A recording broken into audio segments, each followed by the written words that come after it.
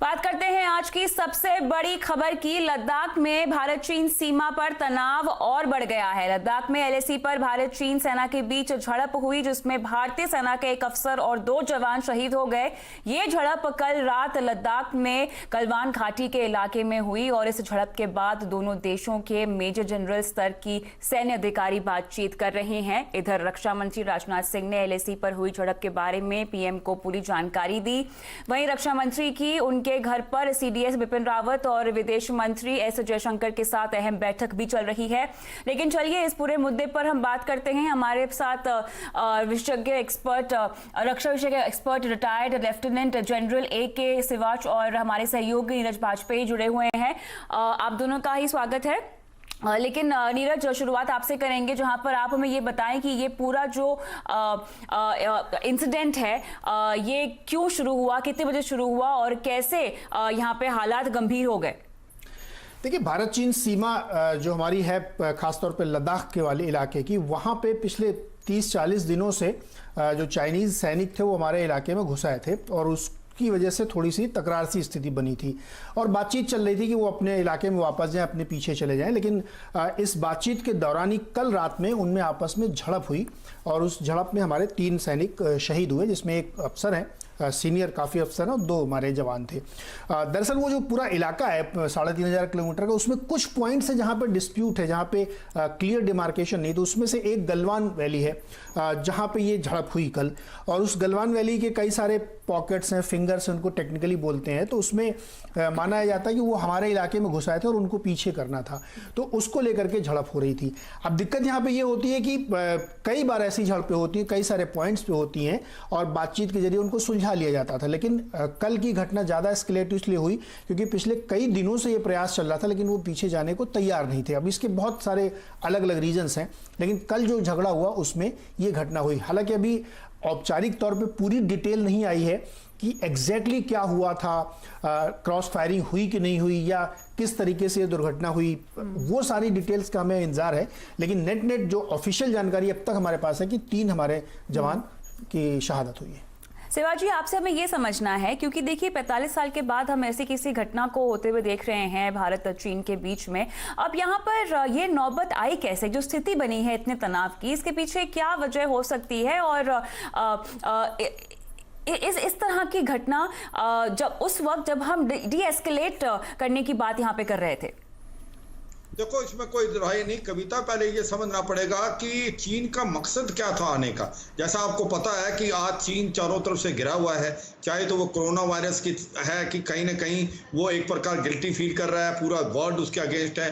क्या जैसे ताइवान में हो रहा है, हांगकांग में हो रहा है, तिब्बत के अंदर है, सिंगजांग प्रोविंस के अंदर है, कहीं ट्रेड वार चला हुआ है अमेरिका के साथ। तो एक प्रकार से ये सोची समझी साजिश है उसकी अटेंशन डाइवर्ट करने की भारत की तरफ, आपस में एक बार टेंशन बनाने के लिए। इस बार इसने क्या किया, जो भी ये एक्सरसाइज कर रहा था उस एक्सरसाइज एरिया से ही अपने ट्रुप्स ले आके ये गलवान घाटी, पेंगेंगसो और डेमचोक में लेके आ गया और नकुला जो है कि सिक्किम के अंदर 5 और 6 मई को इधर और 9 मई को वहां।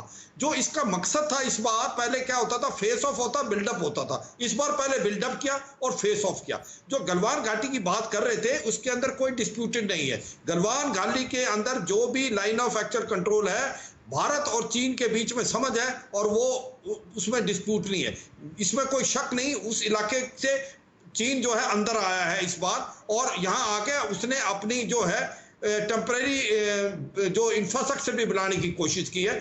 जो प्रॉब्लम है डिस्प्यूटेड एरिया वो है पेंगेंगसो का फिंगर 4 से लेके 8 तक, यहाँ पर कोई भी डिस्प्यूटेड नहीं है। यहाँ इसकी एक ही 2 बातें हैं जिसके लिए वो एक प्रकार से ऑब्जर्वेशन रेज कर रहा है। एक तो ये जो रोड बनाई है दरगुक शोक और जो दौलत बेग गोल्डी, जो हमने 200-250 की किलोमीटर की रोड बनाई है, ये जाती है काराकोरम बेस तक। ये रोड बहुत स्ट्रेटेजिकली इंपॉर्टेंट है हमारे लिए। ये जो हमारा SSN है सब सेक्टर नॉर्थ, उसके अंदर जाती है और ये कहीं ना कहीं आप इसका काराकोरम के नजदीक होने के कारण काराकोरम हाईवे को भी डोमिनेट करती है और अक्साइचिन एरिया को भी डोमिनेट करती है, जो कि चीन ने 1959 में भारत से एक प्रकार से इलीगली ऑक्यूपाई किया है। अब इसका सबसे बड़ा मुद्दा क्या है कि जब इस रोड से हम फीडर रोड बना रहे हैं लाइन ऑफ एक्चुअल कंट्रोल के लिए, तो चीन कह रहा है कि आप फीडर रोड क्यों बना रहे हो, जबकि भारत ने समझाया है कि ये फीडर रोड हमें पेट्रोल पोस्ट 14, 15, 17 में जाने के लिए और हमें लॉजिस्टिक बिल्डअप के लिए है, और ये हमारे इलाके में, जब आपके इलाके में आप डेवलपमेंट करें तो भारत ने इसकी कोई ऑब्जर्वेशन नहीं की। तो आपको ये प्रॉब्लम क्या है? मगर इसको ना नजर रखते हुए गलवान घाटी के अंदर लगता ऐसे है कि चीन 2 से 3 किलोमीटर पक्का आया है। और अभी थोड़े दिन पहले जो कोर कमांडर साहब की बात हुई, मेजर जनरल लेवल पे बात हुई, तो सिचुएशन डिफ्यूज हो रही थी और डिसंगेज हो रही थी, कहीं ना कहीं वो पीछे जा रहा था। मगर जो ये कल की हरकत की, ये एक बिल्कुल ही आश्चर्यजनक है, सरप्राइज है। कैसे आपस में मेल होगा कि जब डिसंगेज की बात हो रही थी तो दो फौजों के बीच में ये कैसे टकराव होगा, जहां पर हमें बहुत ज्यादा नुकसान हुआ है कि एक कमांडिंग अफसर जो कि एक पलटन का पिता माना जाता है और उसके साथ 3 जवान शहीद हुए, तो ये दुख की बात है। मगर हमने भी उनके 5 से 6 जवानों को मारा है, तो एक प्रकार सिचुएशन थोड़ी टेंस है। अगर इस सिचुएशन को अभी डिफ्यूज करना की जरूरत है डिप्लोमेटिक लेवल पे और मिलिट्री लेवल पे प्लस पॉलिटिकल। ना भारत लड़ाई चाहता है ना चीन चाहता है, क्योंकि भारत भी नहीं चाहता और चीन को बहुत ज्यादा नुकसान होगा इकोनॉमिकली, एक प्रकार से वो टूट जाएगा। भारत तो फिर भी समझ जाए। तो एक अभी जो बातचीत चल रही है, किस प्रकार से दोनों देशों के बीच में सिचुएशन को संभाला जाए और डिफ्यूज किया जाए। और हमारा मुद्दा है कि हमारा एक ही काम है कि चीन को यह बताना स्टेटस को 1 अप्रैल 2020, जहां पर आप पहले थे 1 अप्रैल 2020, आपको वहां तक जाना पड़ेगा। हम इसके अलावा मानने को तैयार नहीं है। बिल्कुल, लेकिन इस बीच हमारे यहाँ तो उच्च लेवल की बैठकें लगातार चल रही है नीरज, लेकिन चीन ने भारत सीमा पर हुई हिंसा का सख्त विरोध जताया है और कहा है कि भारत अपनी सेना को जो है संयम बरतना सिखाए और सीमा का उल्लंघन ना करे। इसे हमें कैसे देखना चाहिए? देखिए, चीन इतना बदमाश है कि उसके यहाँ से जो स्टेटमेंट का आप जिक्र कर रही हैं, उस स्टेटमेंट में भी उसने हमारे ऊपर ही ये ब्लेम करने की कोशिश की। तो वो एक प्रोपेगेंडा वार भी साइड बाय साइड चलाते रहते हैं। क्योंकि ये ऑफिशियली आया है, लिख के आया, तो इसको माना जाएगा। तो इसमें भी उसने सारा ब्लेम इंडिया की तरफ करने की कोशिश की कि आप जो एग्रेशन दिखा रहे हैं उसको कम करिए, आप गलतफहमी मत रहिए, हम बहुत ताकतवर देश हैं। तो ये बयान इस तरीके का है जो इस सिचुएशन को ठंडा करने की बजाय फिर से वो एस्केलेट करने की तरफ ले जाता है। क्योंकि ऐसी परिस्थिति में जब इंडियन सोल्जर्स की डेथ हुई है तो आपको एक संयमित बयान देना चाहिए, लेकिन ये बयान जो उसका दिया गया है ये फिर से एक बार एग्रेसिव और बदमाशीपूर्ण मैं कह सकता हूँ है। बिल्कुल, तो यहाँ पर तनाव तो बढ़ा ही है भारत चीन के बीच, लेकिन दूसरी ओर रक्षा मंत्री और साथ ही प्रधानमंत्री को भी इसकी सूचना दे दी गई है। रक्षा मंत्री की CDS बिपिन रावत और विदेश मंत्री के साथ बैठक भी जारी है। हमें इंतजार करना होगा कि यहाँ भारत का स्टैंड क्या निकल कर आता है। शुक्रिया आप दोनों का इस खास चर्चा में शामिल होने के लिए। हम आगे बढ़ते हैं। कोरोना पर मुख्यमंत्रियों के साथ बैठक में PM मोदी ने कहा है कि अब थोड़ी सी भी लापरवाही भारी पड़ सकती है। इस दौरान PM मोदी ने यह भी कहा कि अर्थव्यवस्था अब धीरे धीरे पटरी पर लौट रही है और आत्मनिर्भर भारत के लिए किए गए उपायों से किसानों और उद्योगों को फायदा होगा। बीते कुछ हफ्तों के प्रयासों से हमारी अर्थव्यवस्था में ग्रीन शूट्स दिखने लगे हैं। पावर कंजम्पशन जो पहले घटता जा रहा था वो अब बढ़ना शुरू हुआ है। इस साल मई में फर्टिलाइजर की सेल बीते साल मई की अपेक्षा 2 गुनी हुई है। इस बार खरीफ की बुआई बीते साल की अपेक्षा करीब 12-13% ज्यादा हुई है। 2 व्हीलर्स का प्रोडक्शन लॉकडाउन से पहले के स्तर का करीब करीब 70% तक पहुंच चुका है। लगातार 3 महीने तक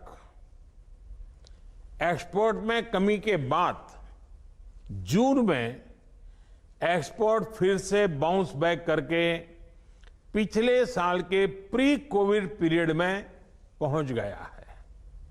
ये तमाम संकेत है जो हमें प्रोत्साहित कर रहे हैं, आगे बढ़ने के लिए प्रेरित कर रहे हैं।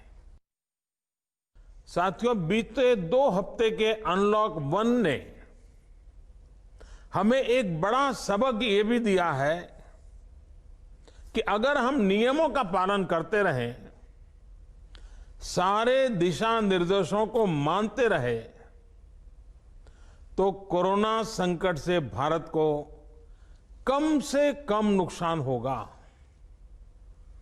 इसलिए मास्क या फेस कवर उस पर बहुत ज्यादा जोर देना अनिवार्य है, आवश्यक है।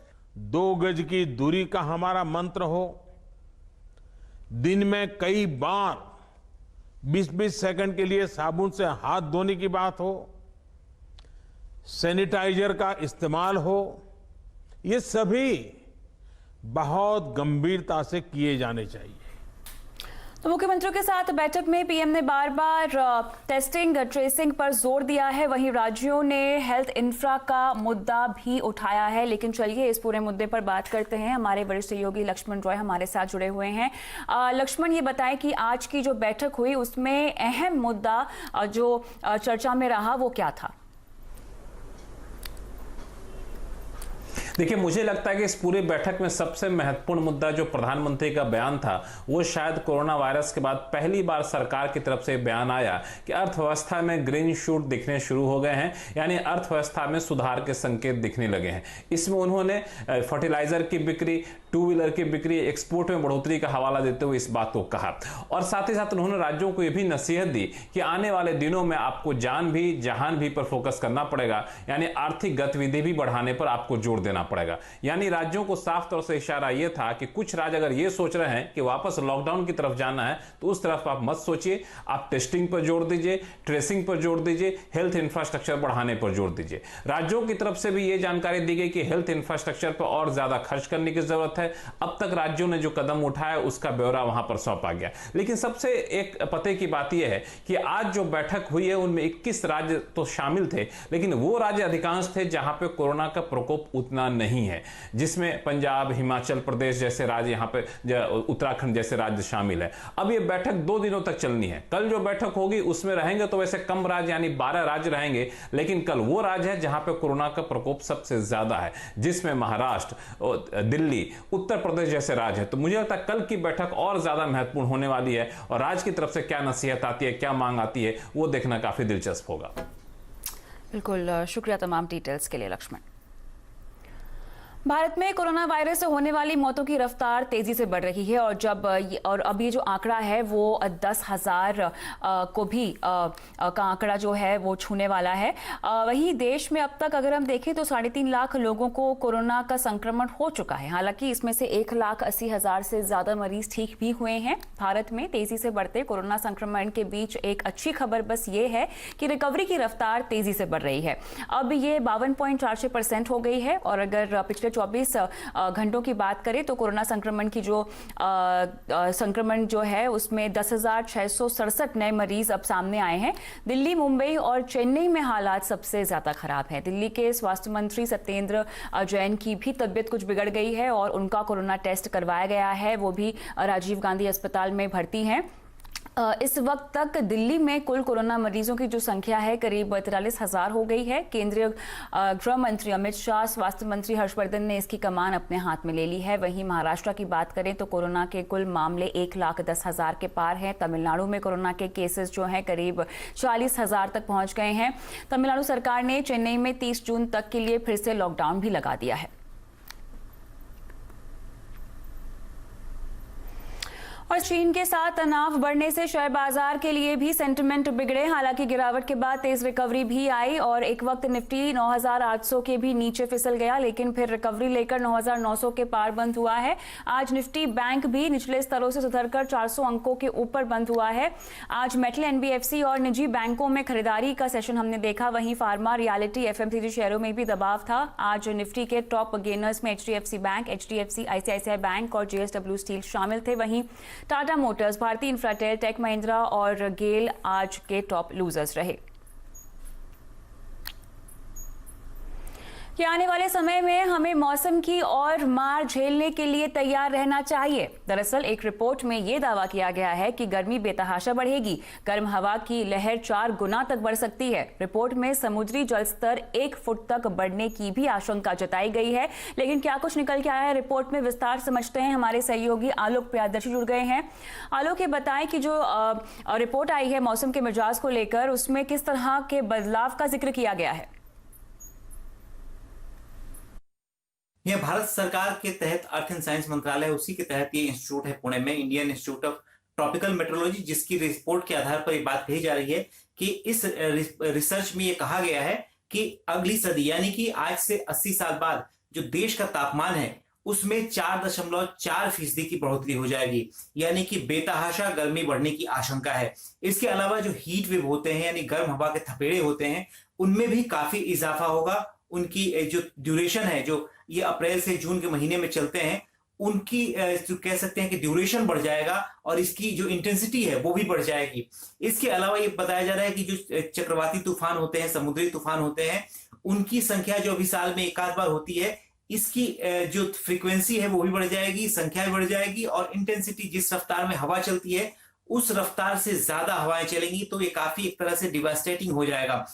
इसके अलावा जो समुद्र का जलस्तर की बात की जा रही है कि समुद्र का जलस्तर जो है वो करीब 1 फीट तक बढ़ जाएगा, जिससे कई सारे इलाके जो हैं समुद्र में डूब सकते हैं। तो ये तमाम तरह के जो आकलन है वो किए गए हैं भारत के संदर्भ में और भारतीय रीजन के हिसाब से। और इसके पीछे जो वजह बताई जा रही है वो बताई जा रही है कि जो ग्रीन हाउस गैसेज हैं उसका इफेक्ट है, और जो क्लाइमेट चेंज को लेकर जो बहुत कुछ इस वक्त नहीं किया जा रहा है, जो कि करने की जरूरत है। अगर नहीं किया गया तो ये सब नतीजे देखने को आने वाले 80 साल में मिलेंगे। और साथ ही साथ ये भी बताया गया है कि जो न्यूनतम और अधिकतम तापमान है उसमें भी भारी परिवर्तन होगा। अभी जो अधिकतम तापमान है उसमें 4.7% की बढ़ोतरी हो जाएगी, न्यूनतम तापमान में 5.5% की बढ़ोतरी होगी। तो अभी जो स्थिति होती है उससे कहीं ज्यादा बदतर स्थिति होगी, ठंड के दिनों में ठंड की और गर्मी के दिनों में गर्मी की। तो ये तमाम रिपोर्ट्स सामने आए हैं इस इंस्टीट्यूट के रिसर्च में, और भारत सरकार इसको जल्द ही आधिकारिक तौर पर जारी भी करेगी। शुक्रिया आलोक।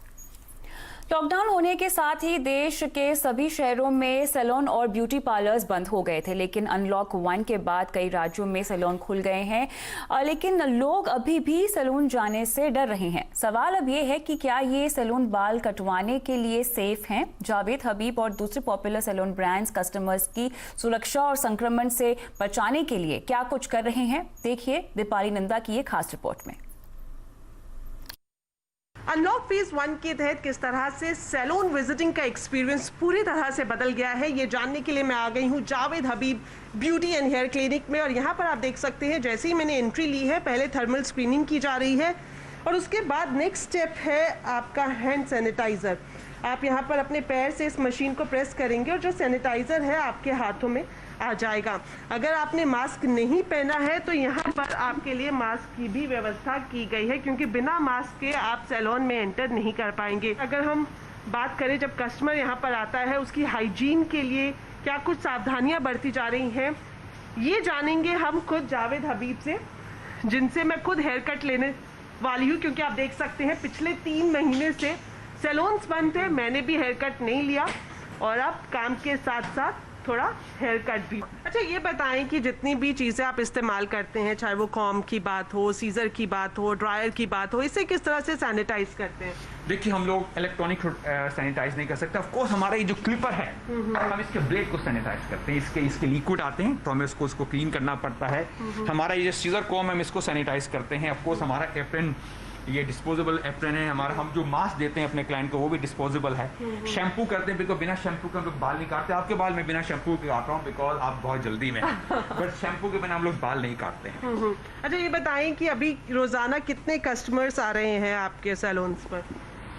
बिजनेस स्लो है, बिजनेस इतना स्लो है कि आप सोच भी नहीं पाएंगे। बिकॉज इंडिया का जो बिजनेस है ना वो है ब्यूटी पार्लर। इसका मतलब 50% काम ब्यूटी का होता है, 50% काम बालों का होता है। जो 50% बालों का काम है उसमें 25% हमारे कट्स होते हैं, 25% हमारी लग्जरी होती है, जैसे हाईलाइटिंग हो गया, स्ट्रेटनिंग हो गया। तो हाईलाइटिंग स्ट्रेटनिंग नहीं हो रहा है, कलर हो रहा है ओनली फॉर ग्रे कपड़े। तो फैशन कलर निकल गया। तो ये जो है ना feel, glamour feel, luxury feel वो नहीं है।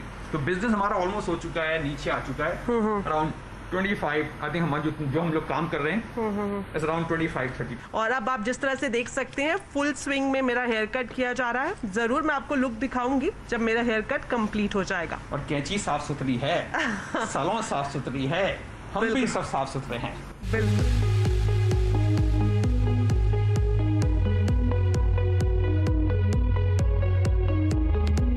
सिर्फ 5 मिनट में मेरा हेयर कट कंप्लीट हो गया है। पूरी हाइजीन बढ़ती गई है। जितने भी इक्विपमेंट का इस्तेमाल किया गया, चाहे वो सीजर हो या फिर कॉम हो, उसे पूरी तरह से सैनिटाइज किया गया है। तो मैंने अपना नया हेयर कट यहाँ पर ले लिया है। मैं उम्मीद यही कर रही हूँ कि सारा प्रोटोकॉल फॉलो करते हुए आप भी सैलून विजिट करेंगे, क्योंकि इस पूरे माहौल में एहतियात बरतना काफ़ी ज़रूरी है। दीपाली नंदा, दिल्ली। आगे बढ़ते हैं। नेशनल स्टॉक एक्सचेंज के साथ मिलकर हम एक विशेष मुहिम इन्फॉर्म्ड इन्वेस्टर्स लेकर आए हैं, जिसका मकसद है निवेशकों में जागरूकता बढ़ाना। अक्सर हम देखते हैं कि सही जानकारी ना होने की वजह से निवेशक पूंजी गंवा बैठते हैं, क्योंकि वो पेनी स्टॉक्स में पैसे लगाते हैं। पेनी स्टॉक्स के फंडामेंटल्स काफ़ी खराब होते हैं और इसमें जमकर ऑपरेटर्स हेरा फेरी भी करते हैं। इसीलिए आप अच्छी तरह से रिसर्च करें और रिसर्च करके लार्ज कैप, मिड कैप और स्मॉल कैप जैसे शेयरों में ही निवेश करें। कभी भी अनजान सोर्स पर भरोसा ना करें जो आपसे पेनी स्टॉक खरीदने के लिए कहते हैं।